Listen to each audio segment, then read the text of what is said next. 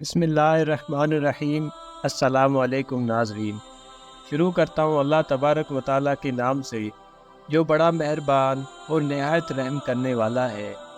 اللہ تعالیٰ نے ابو الانبیاء حضرت ابراہیم علیہ السلام کو اپنا خاص دوست بنایا تھا۔ خلیل کی معنی سچا دوست ہے۔ آپ مخلوق کے سامنے اپنی حاجت بیان نہ کرتے تھے، اس لیے آپ کو خلیل کہا گیا۔ حضرت ابراہیم علیہ السلام بڑے مہمان نواز تھے۔ آپ کا مکان سڑک کے کنارے پر تھا۔ جو بھی وہاں سے گزرتا اس کی مہمان نوازی کرتے تھے۔ ایک مرتبہ قحط پڑ گیا۔ لوگ کھانے کا سامان لینے حضرت ابراہیم علیہ السلام کے دروازے پر جمع ہو گئے۔ آپ کے لیے اناج کا غلہ ہر سال مصر سے ایک شخص کے پاس سے آتا تھا۔ اس سال بھی آپ علیہ السلام نے غلاموں کو اونٹوں کے ساتھ مصر اس شخص کے پاس بھیجا تھا تاکہ غلہ لے کر آ جائے۔ اس شخص نے غلاموں سے کہا کہ حضرت ابراہیم خود کے لیے منگاتے تو ہم ان کی خاطر یہ بوجھ اٹھا لیتے، مگر وہ تو سامان دوسروں کو دے دیتے ہیں۔ قحط کی مصیبت تو ہم پر بھی آ سکتی ہے۔ غلام نا امید ہو کر واپس آ گئے۔ راستے میں ایک بڑے میدان سے گزرتے ہوئے آپس میں کہنے لگے، اونٹوں کو خالی لے جاتے ہوئے شرم آتی ہے۔ ایسا کرتے ہیں کہ اس میدان سے مٹی اٹھا کر بوریوں میں بھر لیتے ہیں تاکہ لوگوں کو یہ معلوم ہو کہ ہم اناج لے کر آ رہے ہیں۔ یہ سوچ کر انہوں نے بوریوں میں مٹی بھر لی اور حضرت ابراہیم کی خدمت میں حاضر ہو کر تمام حقیقت بیان کی۔ اس وقت حضرت ہوئی وہ لوگ ٹولوں کی شکل میں دروازے کے باہر کھڑے تھے۔ حضرت ابراہیم کو غلاموں کی بات سن کر دکھ ہوا۔ اس درمیان اللہ تعالیٰ کے حکم سے حضرت ابراہیم علیہ السلام پر نیند طاری ہو گئی اور وہ سو گئے۔ جب صبح ہوئی تب حضرت سارہ جاگ گئی اور کہا کہ اتنی حیرت کی بات ہے کہ غلام اب تک اناج لے کر واپس نہیں آئے۔ غلاموں نے عرض کی کہ ہم تو بہت دیر سے واپس آ گئے ہیں۔ تو پھر حضرت سارہ نے پوچھا کہ پھر کچھ لائے ہو کہ نہیں؟ غلاموں نے عرض کی کہ لائے ہیں، کیوں نہیں؟ حضرت سارہ بوریوں کے پاس گئی۔ کھول کر دیکھا تو اس میں بہترین قسم کا آٹا تھا۔ حضرت سارہ نے روٹیاں تیار کرنے کا حکم دیا۔ روٹیاں پکوا کر لوگوں کو کھلایا۔ اتنے میں حضرت ابراہیم علیہ السلام بیدار ہو گئے۔ بیدار ہوتے ہی انہیں کھانے کی خوشبو آئی۔ فرمایا، سارہ یہ سب کچھ کہاں سے آیا ہے؟ حضرت سارہ نے عرض کی کہ آپ کے مصری دوست کے پاس سے۔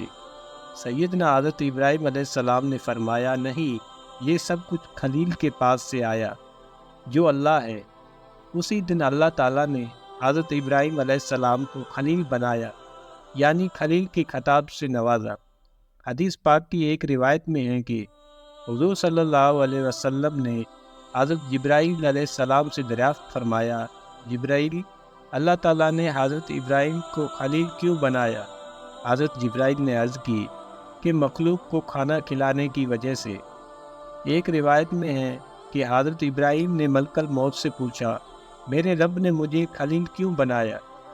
ملک الموت نے جواب دیا، اس لیے کہ مخلوق خدا کو دینا پسند کرتی تھی، لینا نہیں۔ حضرت ابو ہریرہ سے روایت ہے کہ اللہ تعالیٰ نے حضرت ابراہیم کے پاس وحی بھیجی کہ کیا آپ کو معلوم ہے کہ میں نے آپ کو خلیل کیوں بنایا؟ حضرت ابراہیم علیہ السلام نے عرض کی کہ اے میرے پروردگار، مجھے معلوم نہیں۔ رب نے فرمایا کہ میں نے تمہارے دل میں دیکھا کہ تم دینے کو پسند کرتے ہیں اور پسند نہیں کرتے کہ دوسرا تمہیں دے۔ زمین پر سب سے پہلے ظالم بادشاہ نمرود تھا۔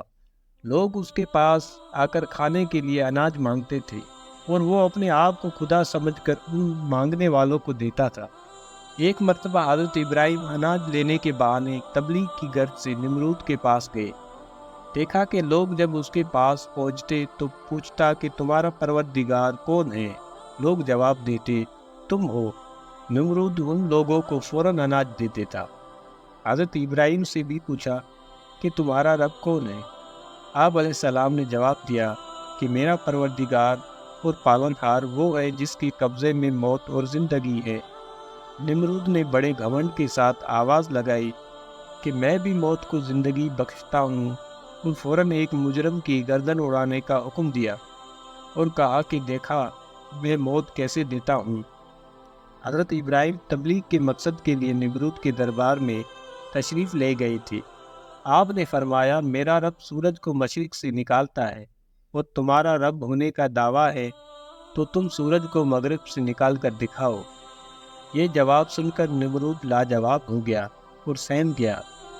تذکرہ انبیاء میں لکھا ہے، حضرت ابراہیم پہلے پیغمبر ہے جنہوں نے تبلیغ دین کی خاطر ہجرت فرمائی، اپنا آبائے وطن چھوڑا۔ ہجرت کے وقت عمر شریف 75 برس کی تھی۔ سورۃ مریم میں اس ہجرت کا بیان کیا گیا ہے۔ حضرت ابراہیم علیہ السلام ہجرت کے خاطر بابل سے نکل کر کلدانی نامی مشہور آبادی میں چلے گئے۔ یہ آبادی فرات ندی کی جانب ہے۔ وہاں کچھ عرصہ قیام فرمانے کے بعد فرات یا ہاران نامی مکان کی طرف روانہ ہو گئے اور وہاں دین کی حقیقت کی تبلیغ کا کام شروع کر دیا۔ ہاران یہ وہی شہر ہے جو حضرت نوح کے زمانے طوفان ختم ہونے کے بعد سب سے پہلے آباد ہوا تھا۔